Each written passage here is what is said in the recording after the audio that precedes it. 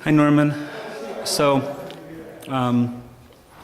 one gets the sense when you watch War Made Easy and listen to you that, one of the people has been kind of an inspiration in your life is Martin Luther King. And I was wondering if you could kind of elaborate on about his impact on you and how he's inspired you. Well, as with a lot of other people, I really found the more I learned about Martin Luther King, what he did, not just when he had the support of a lot of the powerful media establishment, but when he was willing to do the very difficult work against the Vietnam War. He really had a beacon that today helps us to understand how we can avoid getting lost. I think of a saying among blues musicians, you may get lost, but you won't if you know the blues.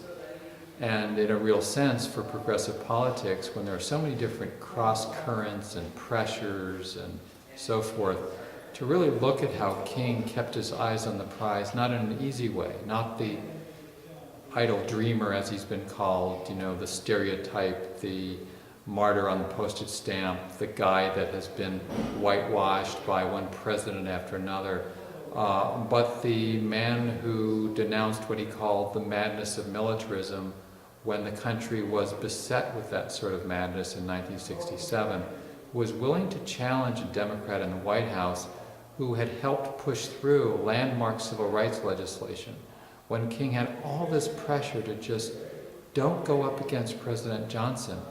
And he listened to his conscience not as some sort of abstraction or individual witness, but as part of a political discernment that if we don't stay true to our own progressive values for human rights, then we become swept away with the real politic of the time.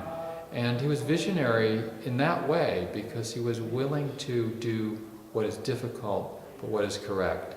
And he gets a lot of lip service these days, including from a lot of progressive political groups and leaders that would not dream of challenging this president at this time, Democrat Barack Obama, in the Oval Office, as he continues to escalate a war in Afghanistan. And it was Dr. King who said that a nation that year after year continues to spend more on programs of military defense than on social uplift is approaching spiritual death. That was Dr. King's words. And here we are in 2010, and frankly, I think we have the same quandary. And having been fairly alert during the mid-late 1960s, I feel a real resonance now, because only in retrospect is it obvious that King was correct. Only in retrospect does it look kind of sort of easy. I mean, that's what people prefer to think. But on April 4th, 1967, when Dr. King denounced the war in Vietnam, he was challenging his benefactors, those who could cut off the big checks, those who could deny him entry to the White House and the halls of power.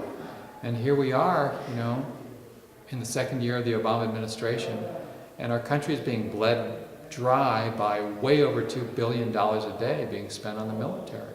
So the same questions arise, the same reliance on militarism, the same conformity, the same willingness of so many to defer to the guy in the White House who's leading us into more and more escalation, what King called the madness of militarism. And we again have this reflex for people to stay quiet. And that's not what it's about. That's not what King was about. That's not what we should be about. Thanks.